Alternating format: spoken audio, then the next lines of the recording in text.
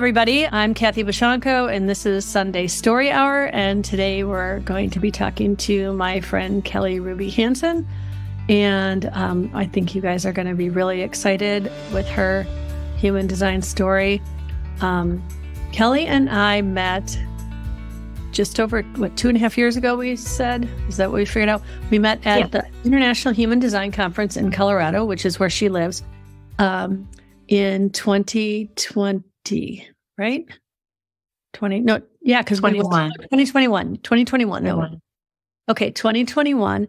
And we talked a little bit, but very, very little, and didn't really, although we Facebook friended each other, I wouldn't say we really connected in a real, genuine way until last summer when my sister Arlene passed away.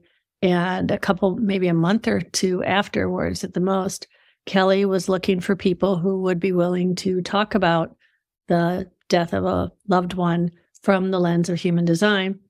And so, of course, I was totally into that. And I still, I cannot thank you enough for that experience. It makes me cry to think about it because it was the most healing thing that I've still experienced around her death. So with that said, I just want you guys to know that Kelly is a really special person to me.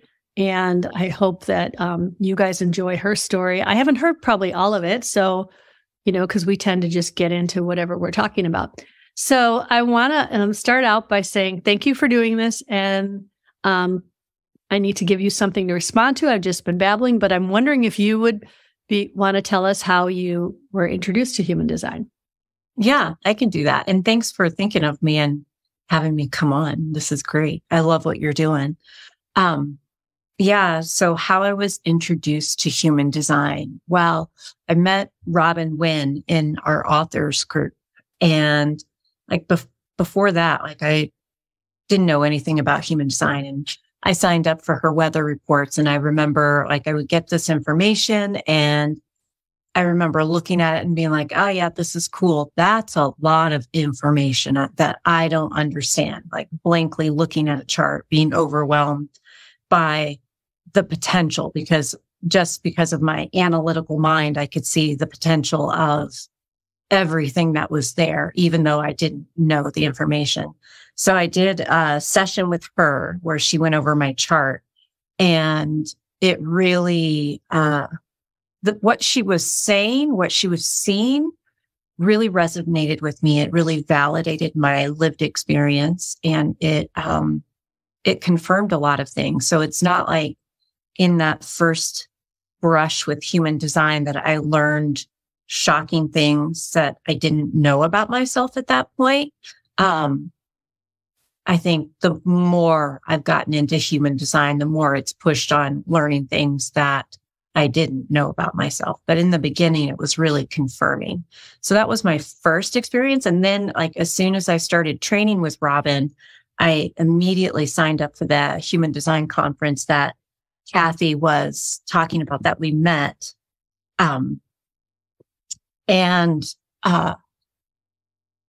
Sorry, I just got a text and that interrupted my train of thought.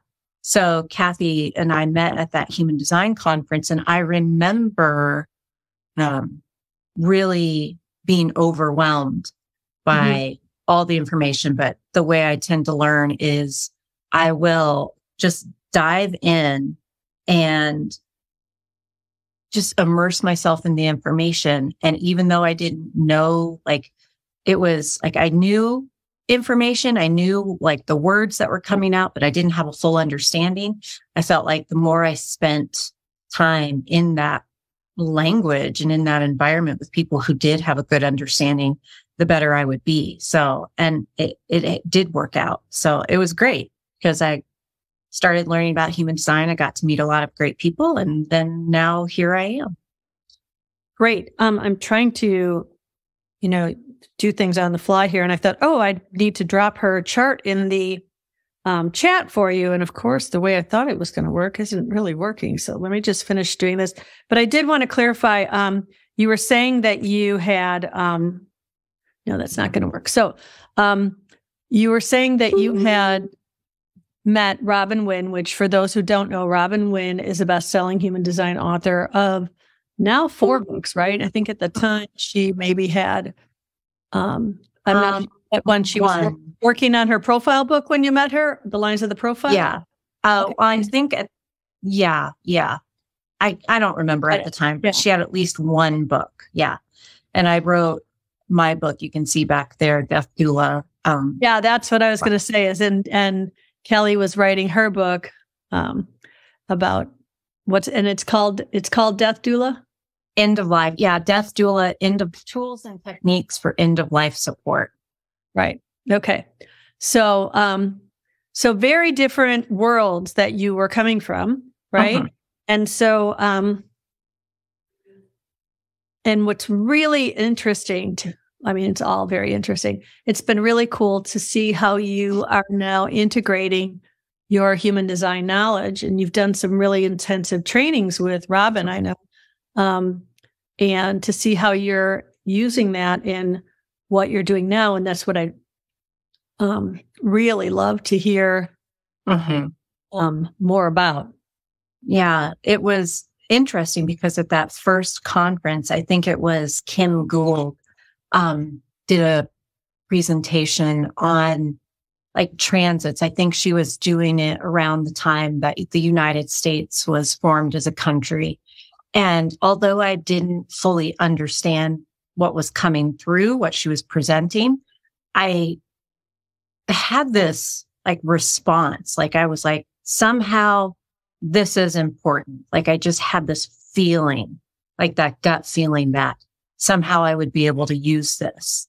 And that this would be kind of my path. And that's kind of what I've ended up doing with human design. Like I knew right away, like I was like, somehow this can help people with the dying process. And I remember talking to my publisher about it. And she was like, people who are dying are not going to want to talk about human design. And I'm like, I'm not like, the thought wasn't fully formed of how I was going to do it. And then how, like, I'm like, I don't agree with you. I'm like, I can see an opening here. So, and that's when I started reaching out for people to see if they'd be willing to talk about the loss of a loved one or someone in their life and looking at the transits of that day. So I think, you were not the very first person that I did this with.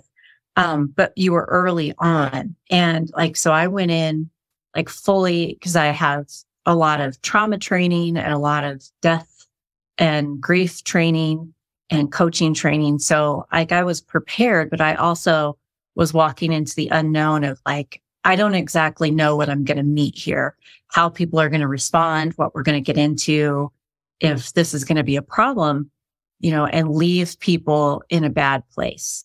So as we were talking, and as I started working with it, it really opened up, and the combination of human design and working with grief and the dying process to me match beautifully.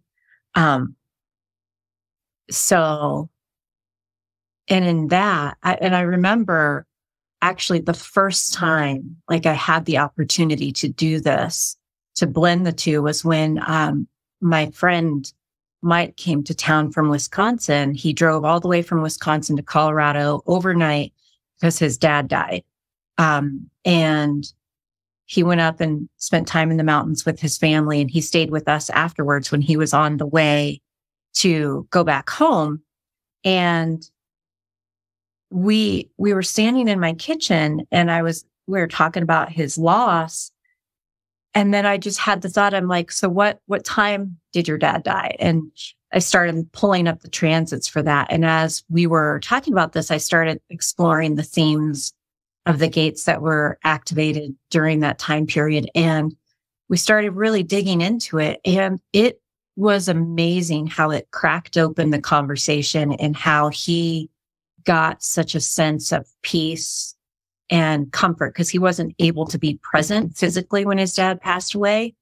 And that was very, very hard for him. But then he had a lot of signs when he was still like the morning that his dad died, he had a lot of things happen that kind of confirmed that his dad was still with him and was thinking about him and all the stuff you can get into with that. And from that, I thought, okay, this is my path. So I feel like I had the response at the convention or at the conference, and then was playing around and trying to find how, like, my response, like what it was telling me and how I would work with it. And then the universe just kept opening up things and showing me things. And then it's like I kind of followed, my own strategy and authority to find what the fit was with how I was going to work with this material. So it's worked out beautifully, I think. And I've gotten a lot of really good feedback from people who have done the work with me. So.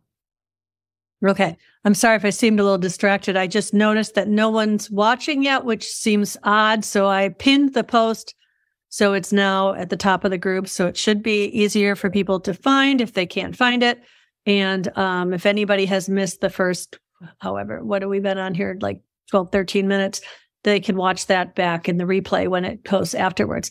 But yeah, I see it. Yeah, you see it? Okay, good. Yeah, I see it now. Okay, awesome.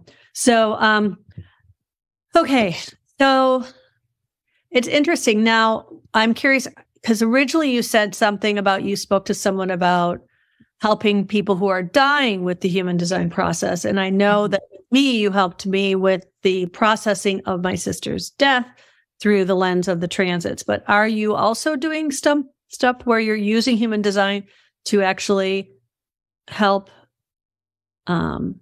patients, or I don't know if you call them patients, clients, what's the term that you use? Yeah, just clients, clients. Well, it's interesting. So yes and no, because I don't know if a lot of people would agree that they function like me. I tend to interact with people with an understanding of the pillars of human design.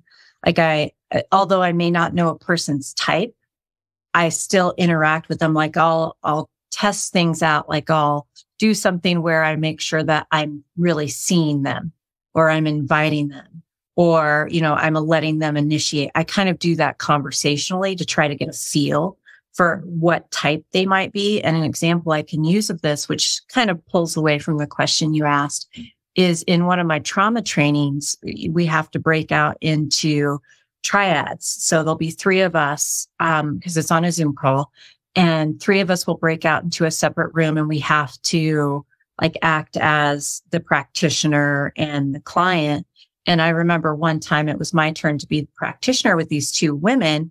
And for some reason, my intuition just told me that this lady is a projector and this lady is a generator. So I approached the conversation, the practitioner client conversation that way, and asked questions accordingly, asked open-ended questions with the person that I thought was a projector. Went phenomenal. Like, she really went deep really fast. And then with the other person, I immediately started with asking yes and no questions. And she immediately went really deep, really fast. So following that, to get back to your question about if I'm using it with people in who are dying, yes, but not, because the way I work with actual people who are dying right now is that I don't get a lot of background information on them. Like, I don't usually get to talk to them before they are to the unconscious state. I walk in when they're already pretty close to dying. And so I just use that knowledge that, certain types need certain things. Like, people need to be seen. They need to initiate. They need to respond. They need to have time. So I use that and just try to see what works best, how they interact with that approach. And from that, I can kind of get an idea of, okay, this person is probably this type. Even though I'm not actively thinking about it, I tend to just treat people that I meet in everyday life with that type of lens and understanding. And it works really well. I mean, I recommend that to people who are not into human design. It's like, I teach them, I'm like, people want to be seen. People want to be able to start things. People want to be heard. People want something to respond to, and people need time. So even if I'm working with a person who isn't in the human design world, I teach them those things. Right. So now, some people, though, so I'm curious, because you're saying people, like, you're saying these as, those aren't all absolutes for everyone, though, because somebody who's very, you're pure sacral, right? Mm-hmm. Yeah. you know when you know in the moment, right? So Yeah. you need to. So you just are saying you trust your intuition to know which of those things. Yeah. That's worked well for you. Yeah. And I mean, if you look at my chart, I have intuition. I'm going to try to share in my north node, my conscious north node. And I lean a lot into the intuition in my chart. And I think that was one of the things that we talked about before we got on the call, was how my understanding of my human design has changed the narrative about myself. And I think that's one of the things, because I've always known I had a lot of intuition. But this has really supported that understanding. And then leaning into like my incarnation cross, like that is huge. That was one of the big first things that was like, this really resonates with me. And, especially that gate 56 and my conscious sun and just that storytelling. So if you have worked with me, if you do know me, I do use a lot of stories in my way of explaining things to people and my way of understanding too. So, so intuition and storytelling. And I mean, you can look through my chart and I'm trying really bad to figure out how on my phone I can post your chart, because every time I try to do a comment, it's not letting me do, in this part of it, is not allowing me to post the chart in the comments, because this is live chat. So it just lets, so what I might do is, I could share my screen here if people, but then I feel like that's going to distract from the conversation. But afterwards, I will put, when this all goes up for the replay, I will put Kelly's chart in the chat. And this is, I think everybody knows this is only my second one of these. So I'm still learning, trying to find ways. With the first one, I put the chart in the event comments, but then nobody saw it while we were talking either. So I'll figure out a way to do it so that we'll be able to view it while we're talking next time. But yeah, so we didn't even say Kelly is a 4/6 pure generator. And tell me again, what's your incarnation cross? It's a right angle cross of laws too. Okay. And my daughter has the same incarnation cross too. So that's really cool. Really? So is it the same version, or is she the flipped version? No, same version. She was born 2 days before me, 30 years after me. Wow. And what's her profile? She is a 2/4 emotional generator. Okay. Quad split. Oh, wow. Oh, I think we talked about that. Yeah. Yeah. Yeah. And you're, I'm not looking at your chart, so I'm not remembering. Are you single, or are you, what is small split? Okay. And what did your split? Oh gosh. So many. A lot of always ask me that, and I'm like, well, if you have a lot, then it's not as big a deal. But when someone only has one, I think the main, like 27 is a big one. Yeah. Which is funny because that's also in my conscious Chiron, and I really feel that. Like my Chiron, I have, because in my work with people, I tend to go, and like being a death doula too, and working with trauma, I tend to go into those difficult, juicy spots. Like I'm really comfortable with that hard stuff. And so immediately that's one of the first things I'll look at with the chart is a person's Chiron and see kind of what their pain points might be. And for me, mine's conscious 27 and unconscious 3. And I really feel that. Like I will have a history of trying to take responsibility for things that are not my own and caring for things that may not be mine. And also kind of struggling at the beginning, kind of difficulty getting going. So that was like a big eye-opening thing when learning that.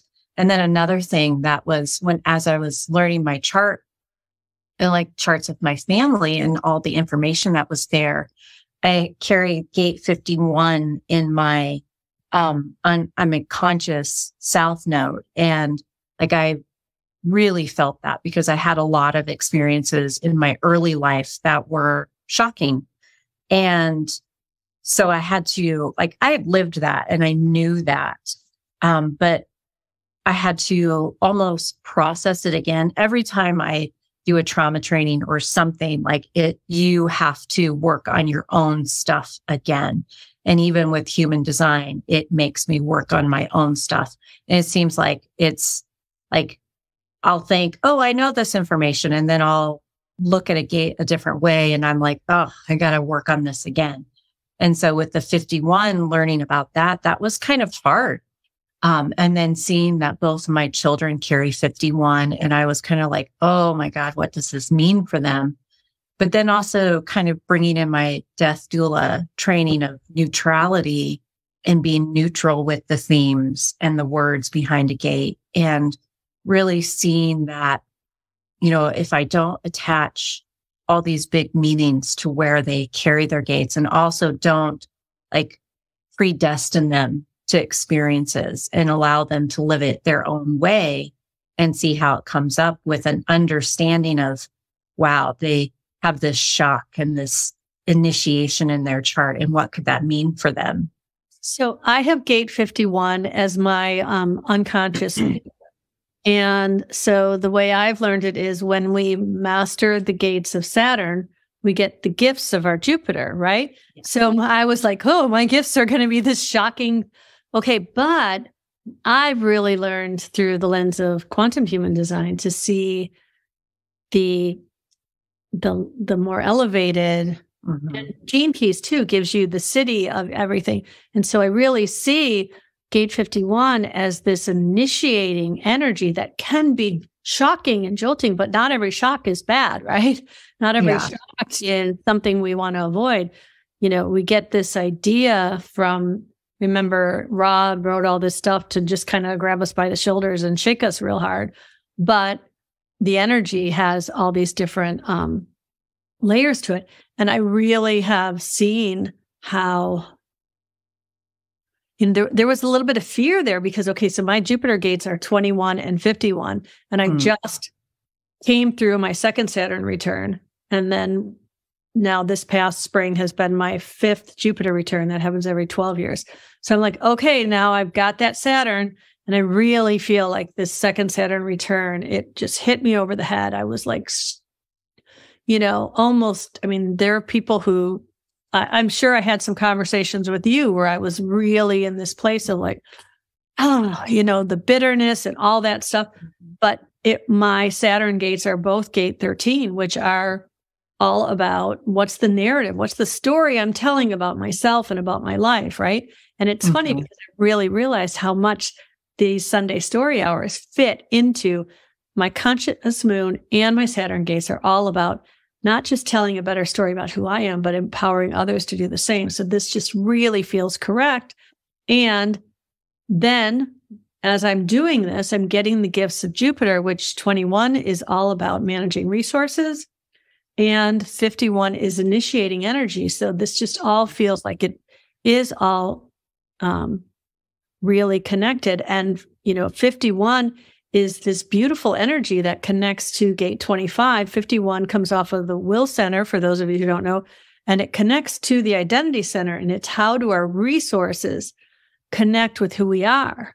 You know, it's this way that I think, you know, you can see it is this beautiful potential for you said both your kids have it or just one?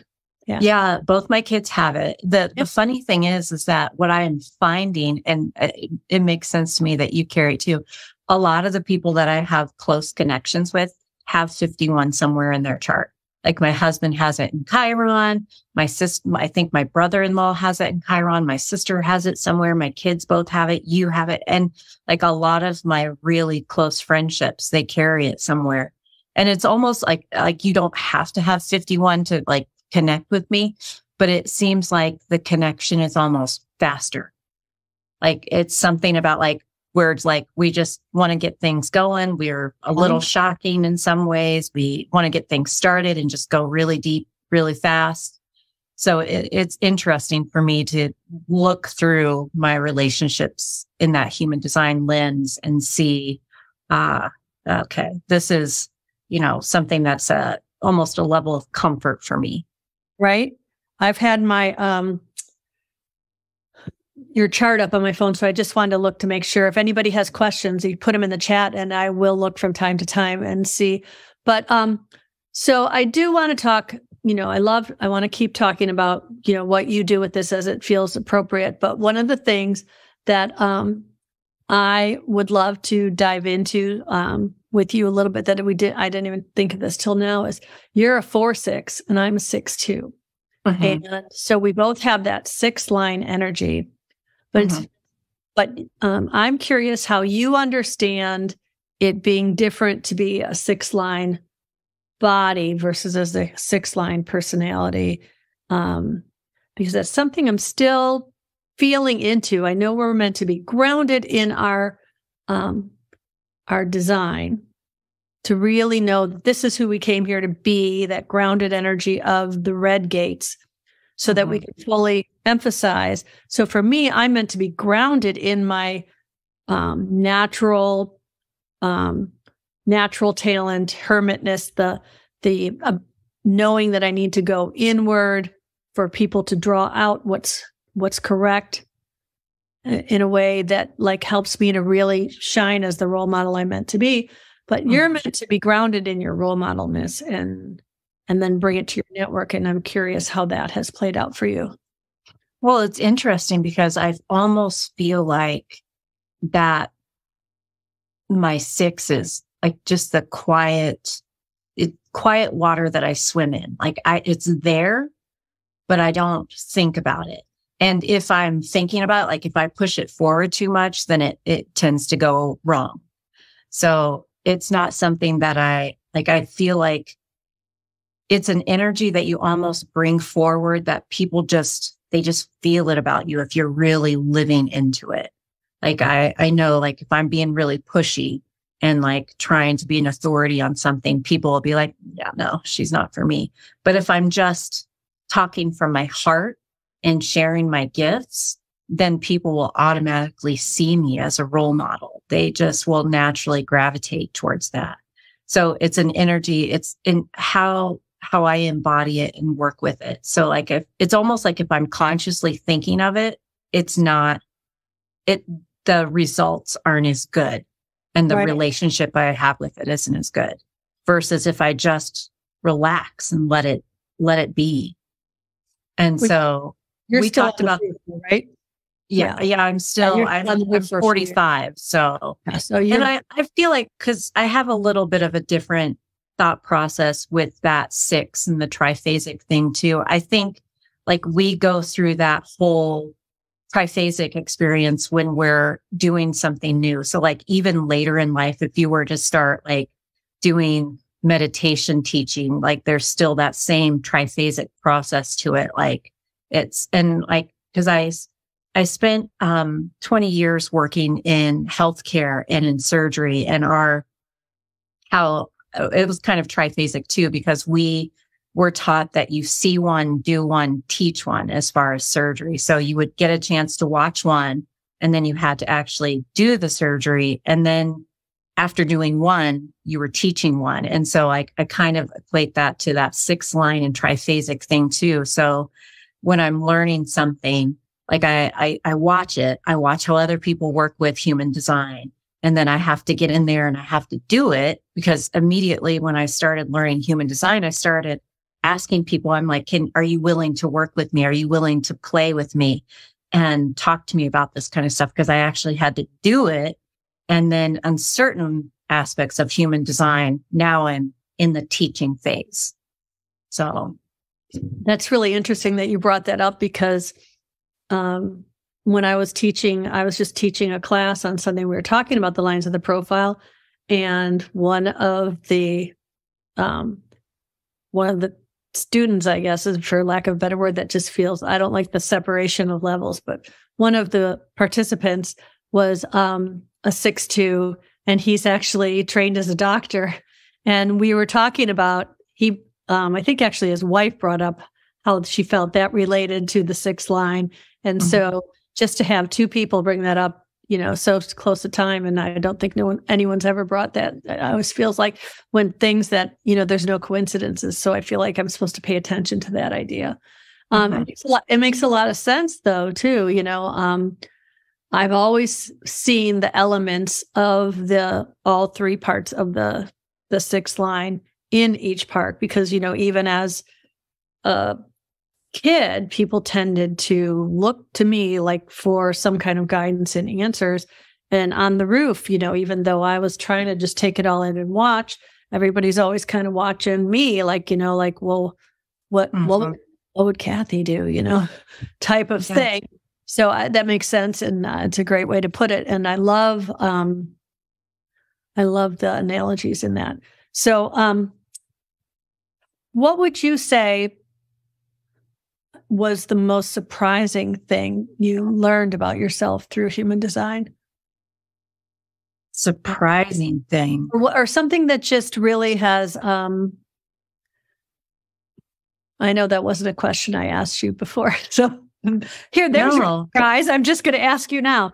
Is there something that when you, like for me, it was learning that I had this hermit quality, right? Because I am, if anybody who asks you, I'm Chatty Cathy, I'm super introverted. I never, the open sacral, don't know when enough is enough. I'm very much the person who doesn't know when, there was a saying for a while in my neighborhood, like it's not a party until Kathy overstays, because I just, I'm very extroverted.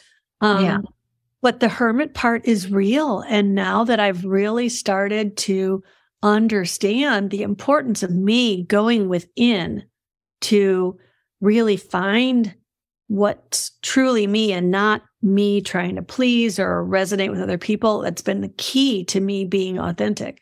And so I'm wondering if there's anything like that might have, and I just figured that out a year ago, and I'm much older than you. So if you haven't had an epiphany yet, don't feel bad. But is there anything that you feel like really surprised you in your design? Well, I feel like that's one of the wonderful things with human design is that you're never going to stop learning. You're never going to stop processing stuff. And so as far as surprising, everything has been surprising in one way or another. Like for me, learning the information, some of it has been very validating and confirming, but even that stuff that's validating and confirming still can be surprising, because as you really take apart what is presented in your chart and really look at it as an individual component, but then blend it with the other components, you can look at it so many different ways. And I'm not an originalist by any means. I'm not, I don't stick to the word of Ra. I integrate what's going on now in the world. I integrate all my other education and lived experiences. So I push boundaries, which I think goes back to my incarnation cross a little bit too, is that I like to know the boundaries and laws of a situation, so then I can look for loopholes or look for ways to push on those things. But I think one of the things that was really surprising and that I'm working with right now is my profile, and figuring out how I can best use my profile to interact with people and to work with people, because I am a practitioner and I am a mental health coach and a death doula, and I actively do work with people. So trying to see how I can best reach those people and how I can best serve those people, and also how I can best get into personal relationships with people. So looking at my profile, really leaning into that 6. And we talked about this in another conversation of how I was networking with people and trying to be professional in a network that I wasn't fully grounded in my professionalism in yet. I don't view myself in that way, and they don't know me as a professional. They know me as a medical professional, but not a coaching professional, and not having success in that group. And then having success in other groups who do know me as a coaching professional and see me as a role model. So that's been really surprising to actually put that into play and see the results. I just had an aha moment, because now talking about how we were talking about the triphasic part in each stage. So now in this professional relationship, you're still kind of a little bit on the roof, like taking in, observing, and you need to be in the position where you're ready to be the role model and say, I have done the trial and error. I have observed and integrated, and now I'm ready to come off the roof in this area of my life and be able to integrate those things. Not saying you'll be perfect or you won't need to learn more, but that you're ready to really take both of those areas. And so maybe if you're trying to put yourself out there while you're still on the roof, and I think for a lot of people who are sixth lines, they get into this whole thing of like, oh, I have to just wait until I'm past Chiron, and I'm not going to find my soulmate, and I'm not going to be the role model, and I'm not going to do all that stuff. But I think the way you're putting it really resonates with me, this idea that, we do have these three phases. And I think those astrological points that we're taught that, and I'm kind of telling more in case some people on this call don't know what it is. The sixth line is taught that up until your first Saturn return, you are this operating as a third line, learning through experience, trial and error, which we now know there is no error for a third line, but you don't have the resiliency. So you feel kind of beat up. And so by the time your first Saturn return comes, you're kind of like the cat who goes up and licks your wounds and just kind of watches and decides, and maybe you're just enjoying life, watching things, but you're not down in the fray of things. And then Chiron comes, and that's when you come off the roof. But that's saying that these things are automatically going to happen at that time. But that happens because Saturn, really at 29, if you haven't learned the lessons of Saturn, is going to beat the crap out of you. And you're going to feel really beat up and go up on the roof. But if you've already kind of like understood those lessons and taken a step back, you might go on the roof on your own a little bit earlier or later. And some people will be on the roof, and the lessons of Chiron, I always joke that, I didn't come off the roof gracefully. It's like Chiron pushed me off the roof, and I rolled down some big hill and landed in a ditch somewhere. And, and then finally Saturn said, get up, and started smacking me all the way up, until I learned these lessons, right? So it was not like I came off at 50 and all of a sudden it really took a lot of stuff. And so these planetary shifts push the lesson, but there are so many people now that are really doing the work of understanding things in a way that I don't know that they're all going to have to wait for those times to happen, right? So you learn your lessons of your Chiron, and I think it's different too. There's a whole thing about if you were born before or after the discovery of Chiron affects you differently. So that's a whole thing I feel first on. I haven't thought about that. So but I noticed Jennifer asked, and I think this is a good time to answer. Jennifer was saying, can you remind me what it means when someone has two upper trigram numbers in their lines, that they are here for others? And so this is something that is always very confusing to people, because you have two numbers in your profile that are both transpersonal, but yet it's considered a right angle profile. And we're taught that right angle profiles are here for ourselves. But those numbers are here for others. So I'm curious, because I know you trained with Robin Wynn, who wrote this amazing book on profiles, and you work with her too. You didn't just train with her, you're a teaching assistant with her now also, for those of you who don't know. So I'd love you to speak to that question as a force. Yeah. What is interesting for me, and this is the way I've understood it through my experience, is that in order for me to best learn about things, I have to process it in relationship. So I learn about myself through relationship with others, kind of a thing.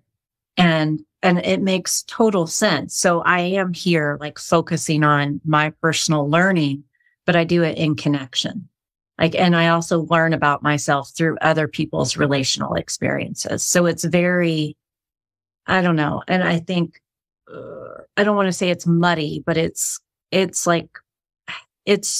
not super clear. It's not super clear.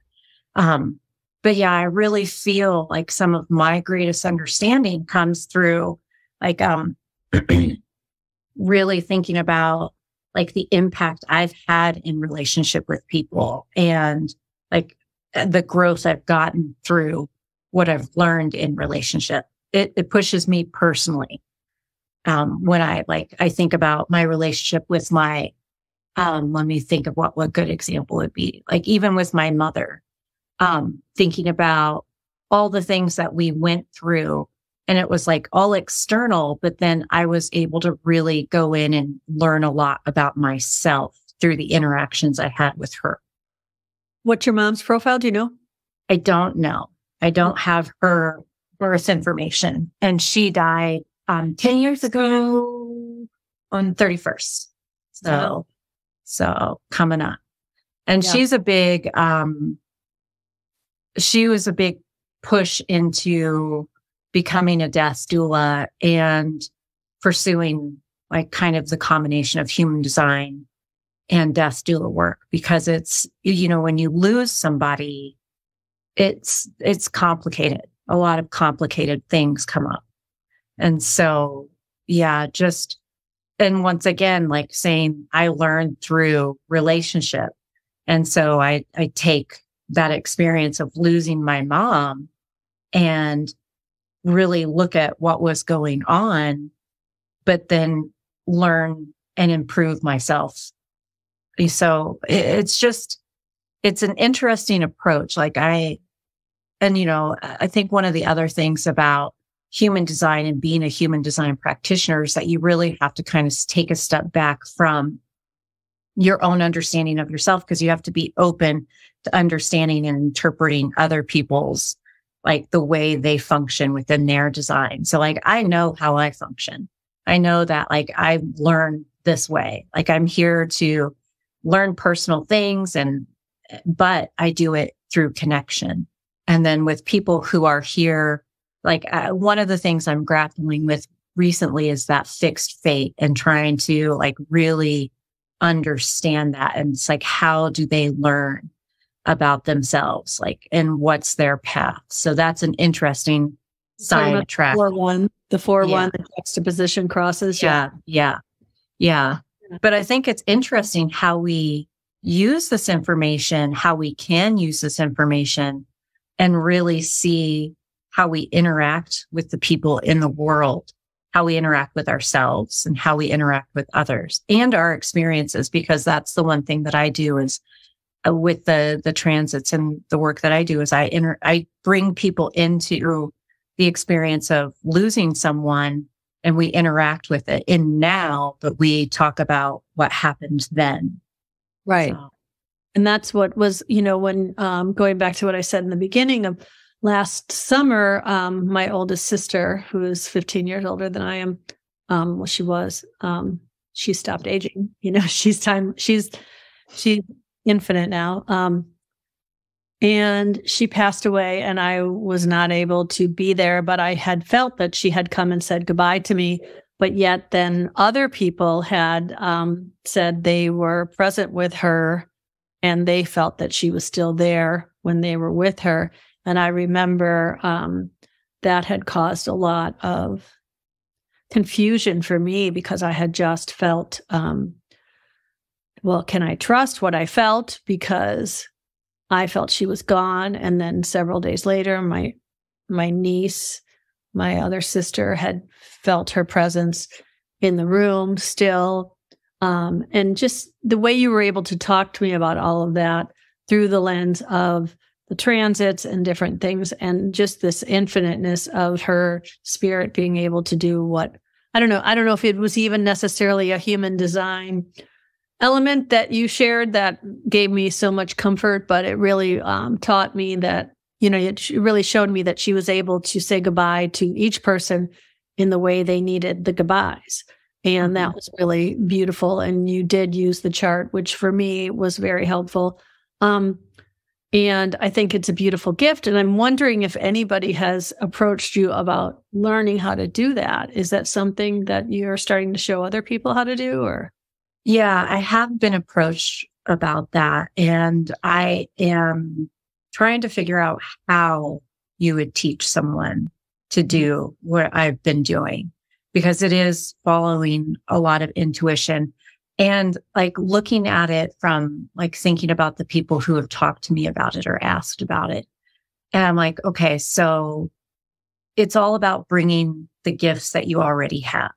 Like if you have a strong astrology background, or even if you use gene keys, or if you are just different trainings and experiences that we bring, because I have medical experience, I have trauma experience, I have death doula training, grief experience, all these things, and lived experience with working with people and having a lot of people die in my life. And bringing that all in and just really sitting with it. Because one of the biggest things that I learned in my death doula training is that there are so many mysteries. There are so many things that are unknown and unexplainable. And like what you were saying about your sister and how, one family member thought that she was, your sister presence was there in the room and you felt her presence with you, miles away. And just how, if you think about the energy that we carry, because we're energetic beings in a solid form, and just thinking about how we can be one thing, but then we can be another thing. And I think it blends nicely with human design, because looking at human design, well, and like I've said before, I'm not an originalist. So I don't I learn the material and I hold things fast, but then I'm also a little porous and I allow things to be interpreted. Same thing with like experiences of death and dying. Like, it's like, okay, these are the physical things that we're going to see, the medical things that we're going to see, but then here's the porousness of it. And that like, there's going to be phenomena that could happen or experiences that we have that people don't need to validate you when you have those experiences. Like, I think we want people to validate those things, but it doesn't need to happen. If it felt true for you in the moment, then it was true. And like I said about your sister, it's like, it's amazing how she probably was able to be present with you in the way that you needed and the way that your other family members needed also. Because as we're letting go and as we are loosening those strings to our physical life and we're transitioning in through death, things get really different. And we don't even have a firm grasp on like what it is. Like, we have people who have near death experiences and they can share a little bit with us, but we don't have it's not like we can talk about surgery and we know these things. We don't have that with the dying process and every little thing that can happen. So with that, like, we can really bring in and think about like the possibility that although my mom has been gone and dead for 10 years, that she's still here with me and that she still shows up every once in a while, or the possibility that she doesn't, like, you're just gone. So and I work with people that way. And we look at, when we're talking about a specific loss, like, I really look at the chart and think about, I look at, for some reason, and following intuition, for some reason, I look at shapes. Shapes will come up every once in a while. And then other times, like, I will, look at the themes of the gates, and it's a lot of question asking of what was going on in conversation. And like, I don't prepare a lot for the sessions because I want to really just flow with what the person brings. So to get back to your original question and teaching this, I'm very open to teaching how to do this, very open to that. But I've been trying to figure out, like, it's got to be something that teaches people about like how to be a death doula, how to be with death and dying, and how to have that open perspective on things. And then also how to really lean into the gifts of your chart and your lived experience, like the things you already know and the things that you already do, and how you can call on to those strengths and bring it as a gift to the person you're working with. Well, that's one of the things I notice in a lot of like human design communities. There's a lot of different groups that I've been members of, and where people are very much like, these are the this is the rule of this, and this is the rule of this. And that's why this group is so different, because this is intuitive human design. This is the idea of how do I use human design to unlock my own unique gifts, to unlock my intuition and not get caught up in anybody's rules of, human design teaches that we have our own inner authority. So really learning to trust that. So it's hard when people want you to teach something and they want you to teach them very specific, tangible rules, because even the definitions of a gate are human words trying to explain these like infinite expressions of energy that, it's very limiting. So I can see where that, can get tricky, because people will be like this, and they need, you need to trust yourself enough to do the whole process. And I could talk to you forever, but I know I want to get to a point where, I want to remind people if there's any other questions people have, to put them in the chat. But I did want to also, like I was mentioning before, with my Saturn gates in gate 13, my conscious moon, gate 13, I'm really into this idea of these story hours as showing how you've been empowered through human design and how it's helped you to change the narrative of how you see yourself. So I'm curious if you can just explain, tell us what you've changed about how you talk about yourself. Gosh. Well, I think how I've changed how I talk about myself, it's huge. I mean, like I'm looking over to the side and looking at my chart, and it's like, I think you get so far along, or I've gotten so far along in learning things that it's hard to go back and think about how things were before. And I think one of the biggest things that it's changed is that it's really given me permission to see people even more for who they are, because my statement has always been like, and as a parent, like I think, and even as a daughter myself, I think a lot of times in relationship, those parental relationships, we see our children, or we are seen for who someone wants us to be. Like, your parents want you to be this, or your parents want you to be that, or you want your children to be this or that, instead of seeing them for who they actually are. And I've said that for years. Like, I wanted to see my kids for who they are and not who I want them to be. I want to genuinely know them and allow them to be who they are. Of course, within boundaries. You got to have boundaries and rules as parents. But human design has reinforced that and given me more tools and understanding of how to do that.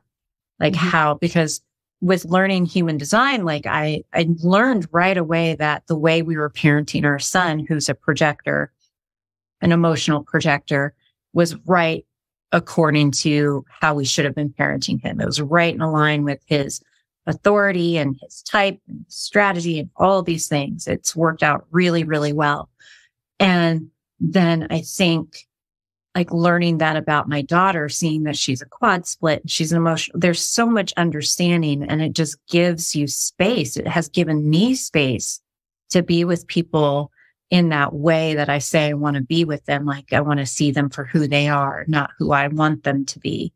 And same for my husband. So it's really been empowering in that it gives me, it's almost like if you use the line, it gives me the receipts for what I'm saying I want to do. It's giving me the foundation to function in relationship the way I want to.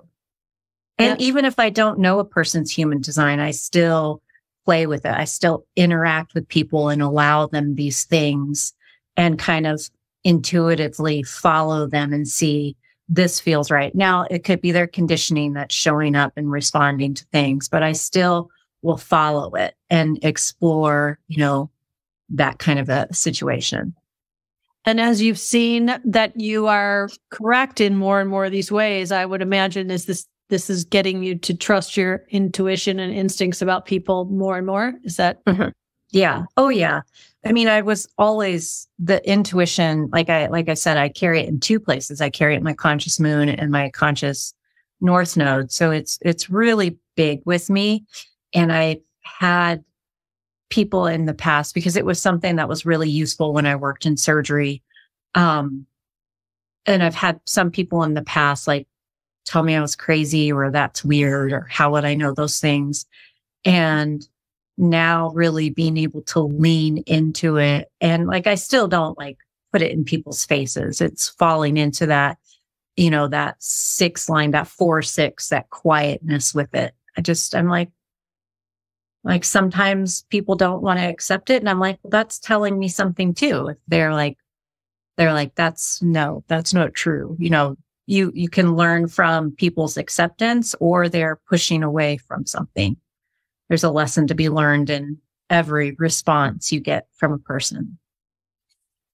Okay. Well, this has been very enjoyable, and I hope other people have found it to be as interesting as I have. And I don't see any questions in the chat, but I did also want to say, if people have questions for you, other than obviously the little ones I could put in the comments, but if someone wants to reach out to you, what's the best way for people to contact you? And then also maybe you can drop those contacts into the chat after this goes up. Absolutely. Yeah. They can just email me at kellyrubyhanson.com, kelly@rubyhanson.com. And then we can go from there, or Facebook messenger me. That's fine too.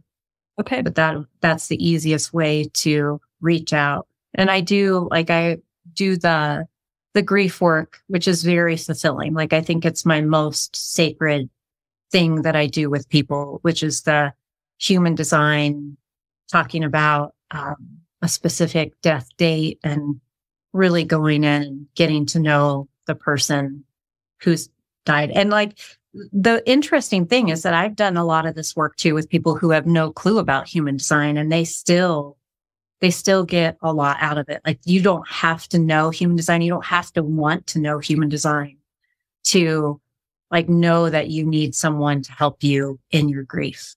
Yeah. And help you process loss. Yeah. Awesome.